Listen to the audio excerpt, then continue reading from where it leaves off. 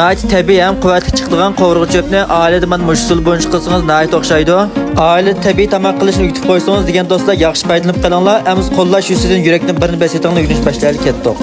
Avval maysizroq qovurğu go'shtni 1 kilo tayyor qilib, cho'ng kishilikini mana musharat qilib to'g'rab olib, qizil sabza ham yangyonimi mana shunda 3 choy salasi to'g'rab olsak bo'ldi. Ko'ksaylardan ko'k qizil laza, piyoz va zanjibilni ham 3 choy salasi to'g'rab olamiz. Endi qo'rishga o'tib ketamiz. Qozonga Elnorining turli ximiyalik bulg'animidan xoli yeshil o'lcham ishlangan tunji siqim 1-darajalik zarang'izmayni ko'proq qo'yib olib, keyindilla bir qushq oq shakar to'kib, to'xtamay qo'yib buni ko'pikchilarini chiqarib olib, ariqdilla go'shtni silib, tez sur'atda bir necha aralashtirib qo'yib, mana mushalat qizartib olgandan keyin zanjibil, piyoz va untal atrofida kavachini silib, yana davomli qo'rib, mizlik furqini chiqarib olamiz. Ko'rib misha kelsa, tuqqanlar qo'llash yusidan yurakdan birini besib, piyonlarni gullarni yo'llab qo'ysanglar rahmat. Orqadan muvofiq miqdorda oila chanavarga lajang silib, davomli qo'rib, buni to'liq eritib olgandan keyin ustiga muvofiq miqdorda suv quyamiz. Keyindilla savzini silib, tovoqni yopib 20 minut atrofida qaynatib go'shtdan savzini pishirib olamiz. Ochiq chuchuk chiqarish uchun sug'jilib olgan shallaza va yangyonlarni silib, bir qushq sira, yarim qushq oqmoch va tetig'idek tuz silib, bir aralashtirayotgandan keyin tovoqni yopib 15 minut atrofida qaynatib, yangyonni pishirib olamiz.